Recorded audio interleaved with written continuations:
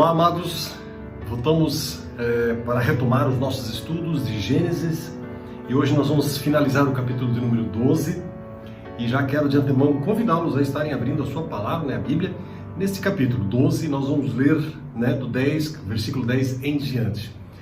E uma das coisas assim que a gente pode perceber lendo a palavra é uma coisa muito interessante. À medida em que você vai lendo a palavra e você permite que essa palavra fale contigo, você no seu dia a dia você vai se tornando uma pessoa diferente, uma pessoa mais preocupada com as coisas de Deus, mais preocupada com o próximo, mais preocupada com a família, em realmente fazer um trabalho que seja digno, não um trabalho de qualquer jeito.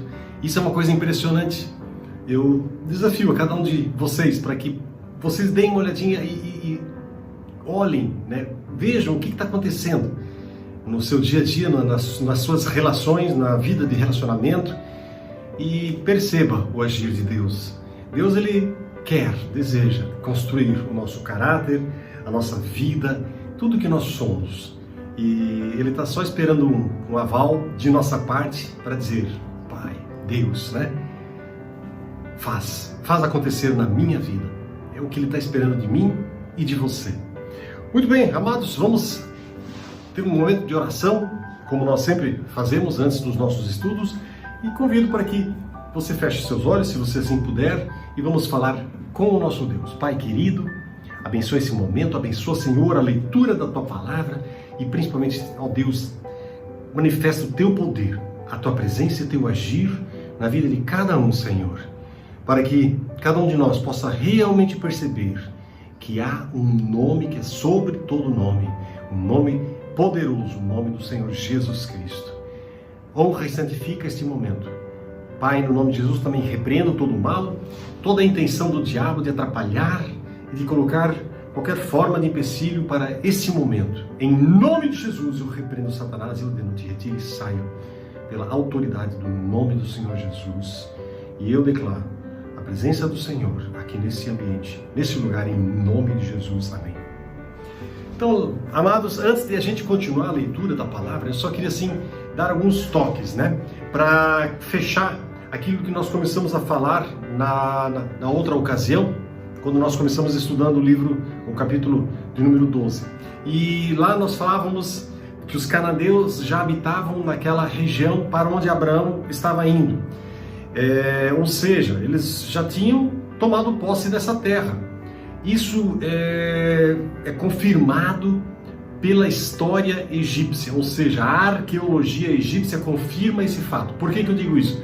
Porque os historiadores, obviamente aqueles que querem achar defeito na Bíblia, achando que ela se contradiz, eles afirmavam que quando Abraão veio para essa região não haviam ainda os cananeus ali. Então, só para assim deixar isso bem claro, mais uma vez, a arqueologia mostrando e provando que a Bíblia sim tem razão. E ideias assim que parecem desconexas ou que parecem ter um sentido correto, é uma questão assim de tempo para a arqueologia ou para alguma coisa ser descoberta para que a palavra de Deus possa assim ser verificada como sendo verdadeira. E aí também fala no versículo 8 de Betel. Betel é um antigo santuário. Esse santuário ele data do século mais ou menos 25 a.C. E ele é mencionado mais vezes nas escrituras do que qualquer outra cidade, com exceção, é claro, de Jerusalém. E fica situado na estrada de Siquém, tá certo? Mais ou menos 10 a 11 milhas ao norte de Jerusalém. E ali o nosso patriarca, nosso porque nós que somos cristãos podemos falar que ele é nosso, Ali ele constrói um altar e ali ele coloca e deixa bem clara a sua submissão ao Deus, ao Jeová, armando, ele edifica um altar, isso mostra submissão, e ele edifica tendas, isso declara publicamente que ele está ali, tomando posse daquela terra. E nesses dois atos, Abraão revela sua fé absoluta, incondicional, no poder do Senhor, do Jeová dos Exércitos. E ele confia nele para que todas as promessas que dele, o Jeová dos Exércitos, fez, venham a se cumprir. Literalmente, Betel significa casa de Deus, Uma narrativa mais tarde, lá indica que Jacó deu esse nome para esse lugar, literalmente, né? E isso depois de uma experiência que ele teve com Jeová. Isso vai acontecer lá em Gênesis capítulo 28, tá certo? Verso de número 19. Ali, agora, para esse momento, a palavra diz que Abraão invocou o nome do Senhor. Ali, provavelmente, não havia ainda o nome Betel, como nós o conhecemos, né? Mas quem escreveu a Bíblia, obviamente, já sabia de tudo isso, por isso ele colocou o nome Betel, já antecipando isso. Ou seja, né, em seu ato de adoração, Abraão usa o nome de Jeová, né, nessa sua invocação. E aí lá no versículo 9 diz que ele seguiu Abraão dali. Seguiu é um verbo que no hebraico quer dizer neizei. Neizei indica avançou, ele foi para frente, ele desarmou as tendas e seguiu adiante na sua caminhada. Refere-se, obviamente, a essa partida de Abraão para o sul, onde ele vai, então, mais ou menos na direção do Negueb, mas o Negueb, o problema do Negueb é que é um deserto, é uma região muito seca, fica na Palestina do Sul, entre Cades Barneia, né, e Berseba, mas durante o verão, lá é muito seco e é praticamente um deserto, sem água, sem vegetação, ou seja, Abraão olhou para seus rebanhos, né, e pensou assim, eu vou ter que achar água, e aí então ele segue adiante, ou seja, Negueb não poderia ser a sua parada. E aí agora então nós vamos para o Gênesis, capítulo de número 12, né? Nós vamos ver, finalizar essa leitura. Então vamos ver o que está escrito ali no versículo 10 em diante. Versículo 10. Naquele tempo, uma fome terrível atingiu a terra de Canaã, e Abrão foi obrigado a descer ao Egito, onde viveu como estrangeiro. Aproximando-se da fronteira do Egito, Abrão disse a Sarai, sua mulher, olha só, você é muito bonita. Quando os egípcios a virem, dirão, é mulher dele, vamos matá-lo para ficar com ela. Diga, portanto, que é minha irmã. Eles pouparão minha vida e por sua causa me tratarão bem. De fato, lá no versículo adiante, né? No versículo 14, chegando Abrão ao Egito, todos notaram a grande beleza da sua mulher. Quando os oficiais do palácio a viram, falaram maravilhas dela ao faraó. E aí, claro que os olhos do faraó ficaram grandes. Notaram a grande beleza da sua mulher. Falaram maravilhas, né, dela ao faraó e levaram para o palácio. Olha só. Por causa de Sarai, o faraó deu muitos presentes a Abrão, entre ovelhas, bois, jumentos, jumentas, servos e servas e camelos. Ou seja, o cara ainda engordou a conta dele às custas da mulher. Mas, versículo 17, por causa de Sarai, mulher de Abrão, o Senhor enviou pragas terríveis sobre o faraó e sobre os membros da sua casa. Aí no versículo 18 diz assim, por isso o faraó mandou chamar Abrão e disse, o que você fez comigo? Por que não me disse que ela era sua mulher? Por que disse que era sua irmã e permitiu que eu tomasse como esposa? Aqui está a sua mulher, tome-a e vá embora daqui. O faraó ordenou que alguns dos seus homens escoltassem Abrão com sua mulher e todos os seus bens para fora da sua terra. É uma história bem interessante também, porque mostra um lado muito, vamos assim dizer, humano também de Faraó. Humano que eu digo no sentido assim de que aqui ele mostra que ele não está confiando, né, no Senhor dos Exércitos. Ou seja, nosso Deus, ele deu ordens muito claras para nosso patriarca, mas ele resolveu andar por caminhos, né, que não são os mais adequados, vamos assim dizer, né, para dizer pouco. Então o que nós temos aqui? Abrão desceu, pois, para o Egito, para aí ficar, versículo de número 10. E aí nesse versículo, uma das coisas que a gente pode dizer é o seguinte, que as fomes naquela época, naquela região, eram muito frequentes. Isso é uma situação que havia e se repetia rotineiramente. E, obviamente, os caras tinham que, de algum jeito, fugir dessa seca. Nilo era um rio que nunca secava. E lá tinha plantações, tinha gado. E aí Abraão foi para lá, né, para ficar. A palavra hebraica é gur, para ficar. Ou seja, quem sabe ele estava pensando em uma permanência relativamente grande. Então logo a fome abrandasse, talvez ele fosse embora. Mas enfim, ele estava pensando em ficar um bom tempinho ali. Nós não sabemos quem era o faraó naquela época. E uma das perguntas que a gente pode fazer aqui já de cara é a seguinte: será que Abrão agiu corretamente? Abraão tinha uma promessa do Senhor, dizendo que Deus iria cuidar dele, que a descendência dele seria enorme, grande.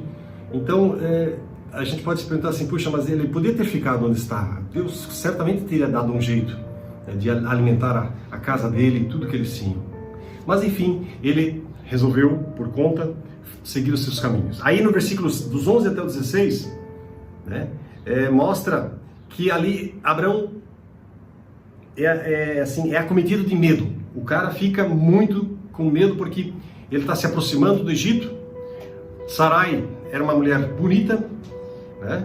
E aí ele arquiteta um plano e diz para todo mundo que a Sarai era sua irmã. E não era mentira, né? Se a gente parar para ver a história, Sarai era meia-irmã de Abraão. Só que assim, esse expediente que ele usa é um subterfúgio para escapar de alguma situação na qual novamente ele mostra que ele não está confiando em Deus.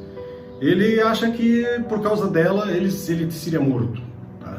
Ou seja, mais uma vez aqui nós temos uma prova de que Abraão, ele em vez de confiar no Senhor, ele tenta da sua maneira resolver os problemas que ele está vendo à sua frente.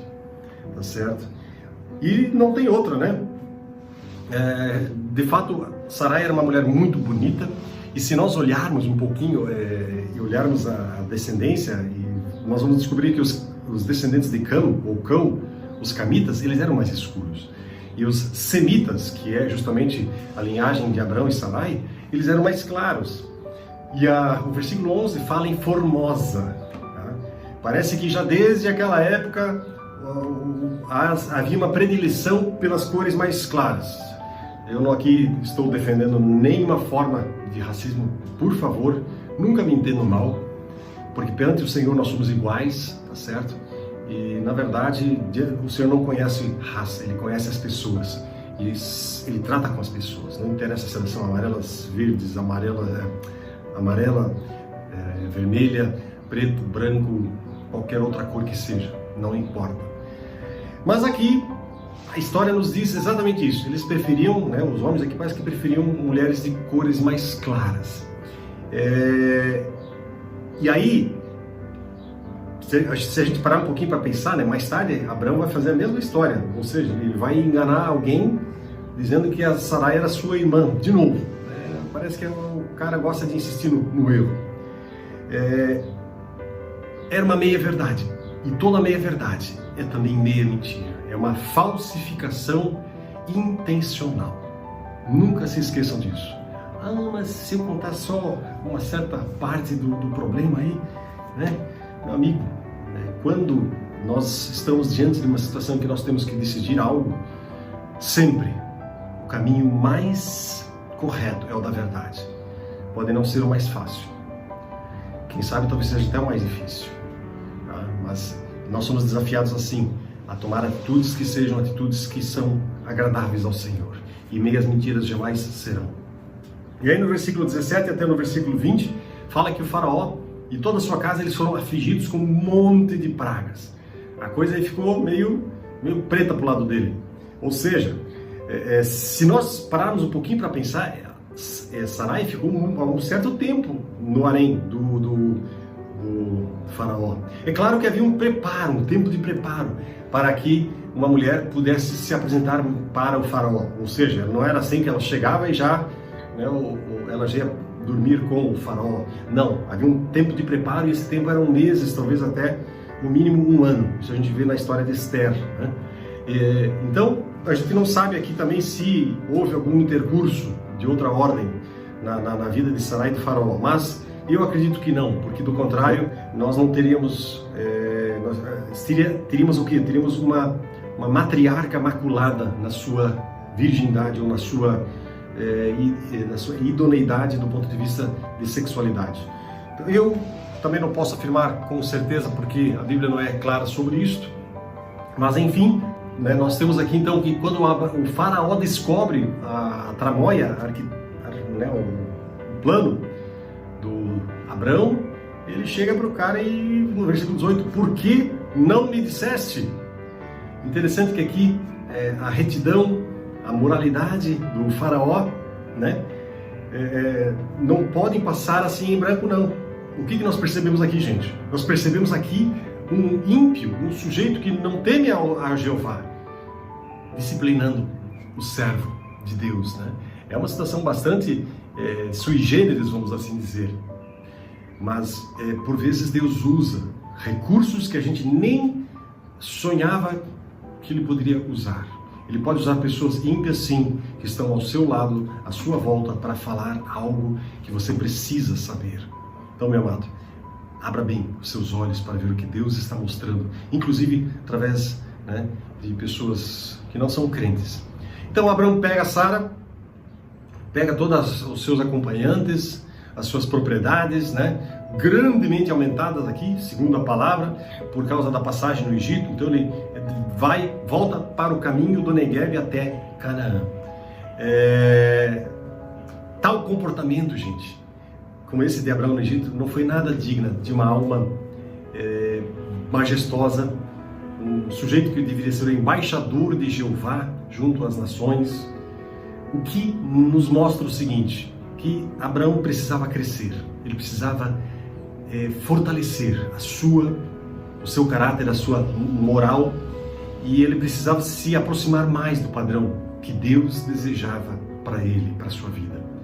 Aí ele volta para Betel e lá ele também vai reconstruir o altar a Jeová que ele tinha largado quando ele tinha passado alguns anos antes por lá. Algumas perguntas, né, que a gente pode se fazer, porque a palavra ela sempre quer falar com a gente. E uma delas é o seguinte: e você? Você tem permitido que Deus possa realmente trabalhar o seu coração de tal maneira que Ele tenha a primazia e que Ele tenha realmente o primeiro lugar na sua vida? Ou você ainda se descobre usando de subterfúgios, de armações de maracutaias para se dar bem, para ir melhor em alguma circunstância da sua vida? Porque se esse for o caso, é hora de você parar. É hora de parar, pedir perdão a Ele, que é o Senhor dos senhores e Rei dos reis, e dizer: eu preciso voltar. Eu preciso voltar para Ti, ó Deus. Perdoa o meu pecado. Talvez você precise também pedir perdão de muitas outras coisas. E quem sabe até você precise chegar para Deus e dizer: Senhor, eu preciso voltar. Eu preciso ter um encontro contigo. Esse é o momento que Deus deseja ter um encontro com você. Abra o seu coração e diga para Ele: eu preciso de Ti, ó meu Deus. Tá bom? Ele está esperando por isso. Nunca duvide daquilo que Deus quer fazer na sua vida, na sua família. Agora, sim, hoje e sempre. Ele tem amor para a sua criação, mas a sua criação será as suas criaturas, vamos assim dizer, serão seus filhos, quando essas criaturas aceitarem Jesus Cristo no seu coração.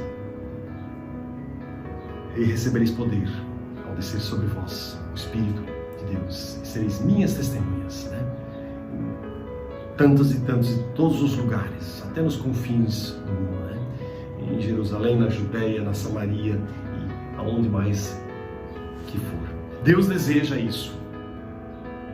Prostra-te, por favor, diante dele. Amém?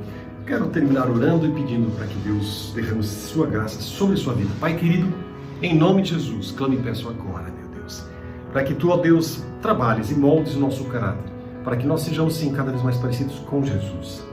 Nós precisamos de Ti, Pai. Precisamos da Tua presença, do Teu guiar, da Tua orientação, Senhor, do Teu Espírito. Ó Deus, em nome de Jesus, eu clamo e peço. Vem com Tua graça e derrama Teu fogo e Tua glória, Tua graça e Tua presença sobre cada vida e cada coração que está ouvindo esta palavra. Em nome de Jesus, permita, Deus, que cada um possa realmente ter um encontro forte contigo. Tu que és o autor da vida, Tu és aquele que era, que é e que há de vir. O Senhor Deus Todo-Poderoso, no nome de Jesus, oro e agradeço. Amém e amém. Então, gente, isso aí por enquanto, né? Nós vamos logo nos reencontrar e que Deus abençoe a vida de cada um de vocês, a sua casa, e faça realmente frutificar as suas famílias, a sua vida, para a honra e glória do nome dele, Jesus. Amém?